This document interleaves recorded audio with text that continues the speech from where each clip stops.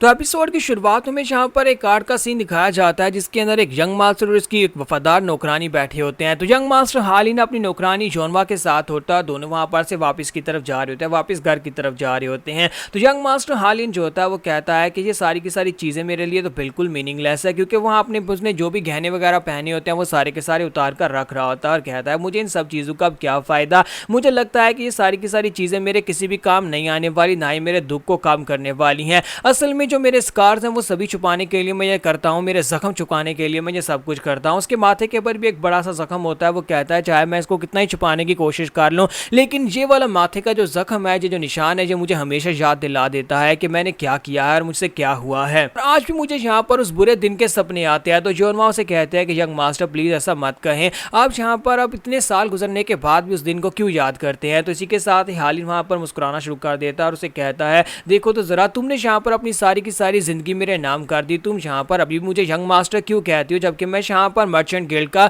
Master बन चुका हूँ। तुम मुझे यहाँ पर मास्टर भी कह सकते हो, लेकिन फिर भी तुम मुझे अपना यंग मास्टर ही कहती हो। तो इसी के साथ ही जॉनवा से कहते हैं कि यंग मास्टर चाहे आप यहाँ पर बुढ़े ही क्यों ना हो जाए, तब भी मैं यहाँ पर आपको अपना यंग मास्टर ही कहूंगी। आप छोटे से थे तब से मैं यहाँ पर आपका ध्यान रखती आई हूँ। तो हाल ही जो होता है वहाँ पर जॉनवा के बारे में बताता है कि जब मैं यंग फैमिली में यंग मास्टर हुआ करता था, उसी वक्त जॉनवा मेरी मेड थी और बचपन से लेकर अभी तक इसने मेरा ध्यान रखा। और उसके बाद जब मेरी शादी होकर मुझे इस दूसरी फैमिली में भेज दिया गया, उस वक्त जॉनवा ने कहा कि ये मेरे साथ आना चाहती है। और अब देखो यहाँ पर इसके चेहरे के ऊपर भी झुर्रियां पड़ चुकी हैं, यानी कि ये बुढ़ी हो चुकी है। और तब से यहाँ पर ये मुझे फॉलो करती आई और अभी भी यहाँ पर मुझे यंग मास्टर ही कहती है। मुझे लगता है कि ये सिर्फ और सिर्फ मेरे लिए एक नौकरानी नहीं है, बल्कि मेरे लिए एक फैमिली की तरह है, ये मेरा एक फैमिली मेंबर है। फिर साथ ही वो अपने माथे के ऊपर उस निशान के ऊपर हाथ लगाता और कहता है कि मुझे लगता है कि ये मैंने गलती कर दी, मैंने अपनी जिंदगी की सबसे बड़ी गलती कर दी। अगर ये सब कुछ नहीं होता तो आज मैं अपनी फैमिली के साथ होता। और आज भी जब मैं उस दिन को याद करता हूँ जिस दिन मेरे यंग फैमिली पूरी तरह से बर्बाद हो गई थी, उस दिन को याद करके मैं रोता हूँ। तो इसी के साथ ही वो कहता है कि मैं अपने फादर से बहुत ज़्यादा नफरत करता था, स्पेशली अपनी फैमिली यानी अपने फादर से, क्योंकि मेरे फादर जो थे उन्होंने दूसरी शादी कर ली। मेरी माँ के मरने के बाद उसने दूसरी शादी कर ली थी एक ऐसी औरत से जो मुझे बिल्कुल पसंद नहीं थी।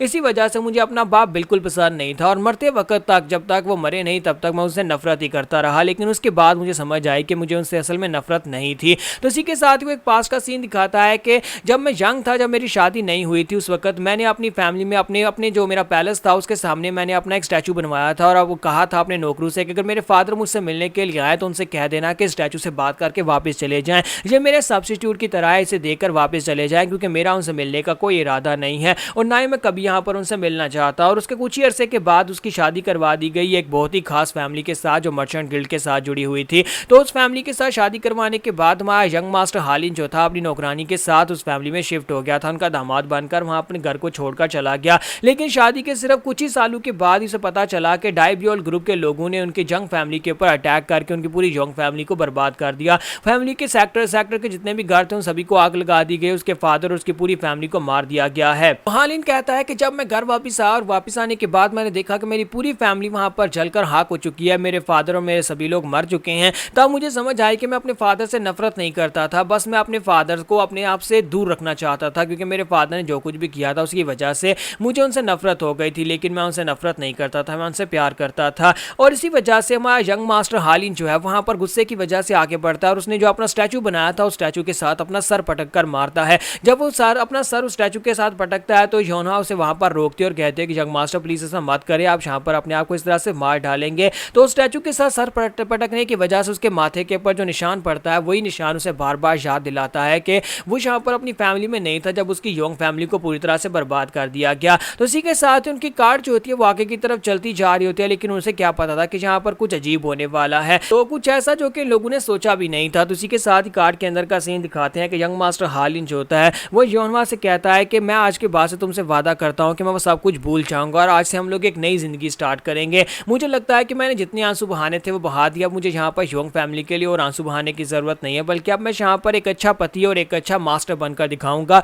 तुम्हारे लिए एक अच्छा यंग मास्टर और अपने बच्चों के लिए एक अच्छा फादर बनकर दिखाऊंगा। साथ ही वो योनवा से कहता है कि योनवा मैं तुमसे भी यहाँ पर ये कहना चाहता हूँ कि मैं तुमसे हमेशा से ये बात कहना चाहता था कि तुम मेरी फैमिली की तरह हो, तुम सिर्फ एक नौकरानी नहीं हो बल्कि तुम मेरी फैमिली का हिस्सा हो। तो योनवा से कहते हैं कि सर आपका बहुत बहुत शुक्रिया मेरे बारे में ऐसा कहने के लिए, और मैं भी हमेशा आपको अपना यंग मास्टर मानूंगी और हमेशा आपको सर्व करती रहूंगी। जैसे वो इतनी बात करती है इसी के साथ ही वहां पर उनकी कार के साथ एक बुढ़ा मास्टर आकर टकराता है। जब वो बुढ़ा मास्टर कार के साथ टकराता है तो कार कार्ड के टूटने के साथ ही जोनवा के साथ भी टकराता है और जोनवा जो होती है वो कार्ड से उड़ती हुई बाहर जाकर गिरती है और साथ ही वहाँ यंग मास्टर हालिन जो होता है वो भी वहाँ पर नीचे की तरफ गिर जाता है क्योंकि उनकी कार्ड पूरी तरह से तबाह हो जाती है। तो यंग मास्टर हालिन उड़ता हुआ काफी दूर जाकर गिरता है, जबकि वो बुढ़ा मास्टर जो होता है वहाँ पर अपने आप को संभालते हुए एक पेड़ के साथ पीछे जाकर पटकता है।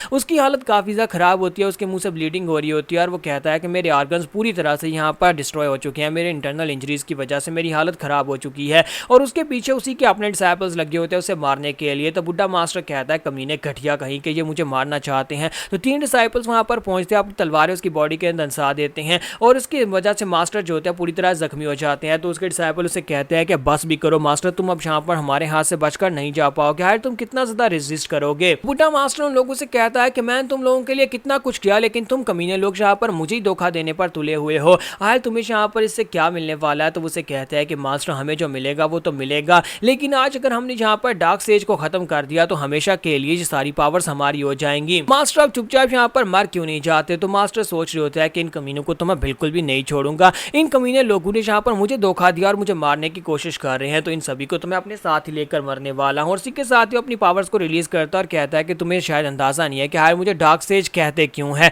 क्योंकि मैं यहाँ पर तुम सभी को अभी भी मार सकता हूँ। अपनी डार्क पावर्स के साथ उन सभी के ऊपर अटैक करता है तो वो सभी लोग जख्मी होकर पीछे गिर जाते हैं। जबकि दूसरी तरफ हमारा हालिन जो होता है वो भी बुरी हालत में होता है। जख्मी होने के बाद जब उठकर सामने की तरफ देखता है तो वहाँ पर योना गिरी पड़ी होती है। तो वो योनवा की तरफ भागता है, आगे बढ़ता है, उसकी बॉडी से काफी सारा ब्लड बह रहा होता है। तो वो उसके पास जाता है, जाकर उसे उठाता है, लेकिन देर हो चुकी है, योनवा मर चुकी होती है। तो वो कहता है नहीं ऐसा बिल्कुल नहीं हो सकता, योना तुम ऐसे कैसे मर सकती हो। और इसी के साथ ही वो उसे अपनी बाहों में उठाकर वहाँ पर जोर जोर से रोना शुरू कर देता है, क्योंकि अभी अभी यहाँ पर उसने सोचा था कि वो एक नई फैमिली स्टार्ट करेगा। दूसरी तरफ वो बुढ़ा मास्टर जो होता है, बुढ़ा मास्टर अपने उन डिसाइपल्स को मार डालता है और उनको मारने के बाद आगे बढ़ता है और कहता है कि मुझे जल्दी से जल्दी एक नई बॉडी ढूंढनी होगी, क्योंकि ये बॉडी पूरी तरह से डैमेज हो चुकी है और इस बॉडी के साथ ही मेरी सोल भी डिस्ट्रॉय हो जाएगी। इससे पहले कि मेरी सोल डिस्ट्रॉय हो जाए मुझे एक नई बॉडी चाहिए। मैं अपनी ग्रेट सोल डिस्प्लेसमेंट टेक्निक के साथ किसी दूसरे की बॉडी के अंदर अपनी सोल को एंटर करके उसके ऊपर कब्जा कर सकता हूँ, लेकिन इस जंगल में मुझे यहाँ पर बॉडी कहाँ पर मिलेगी। अब मैं यहाँ पर कहाँ से जाकर बॉडी को ढूंढ कर लाऊं। लेकिन जैसे वो यहाँ पर ये सोच रहा था कि मैं बॉडी कहाँ से ढूंढ कर लाऊंगा, इसी के साथ ही मास्टर हालिन उसके सामने आकर खड़ा आ जाता है और कहता है कमीने कहेंगे तुमने ये क्या किया है,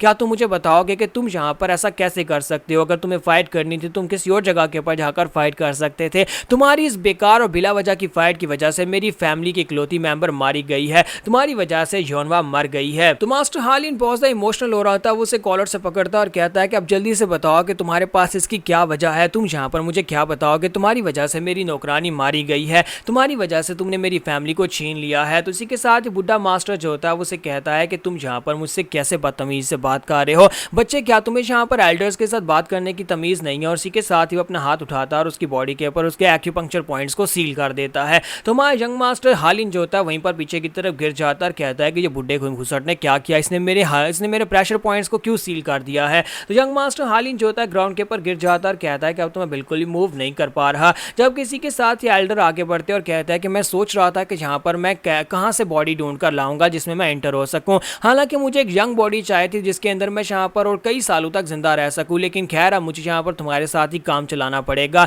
ये मेरी आखिरी मौका और मेरा आखिरी टेक्निक है, क्योंकि इसे मैं सिर्फ जिंदगी में एक ही बार और अप्लाई कर सकता और मुझे तुम्हारी बॉडी के साथ ही काम चलाना पड़ेगा। तो यहाँ पर हम लोग अपनी एपिसोड 01 का एंड करेंगे और नेक्स्ट एपिसोड में देखेंगे कि ये बुढ़ा मास्टर क्या वाकई मास्टर हालिन की बॉडी के ऊपर कब्जा कर लेगा और उसके बाद क्या होगा। क्या यंग मास्टर हालिन हमेशा के लिए खत्म हो जाएगा या फिर यंग मास्टर हालिन उसे अपनी बॉडी के ऊपर कब्जा नहीं करने देगा।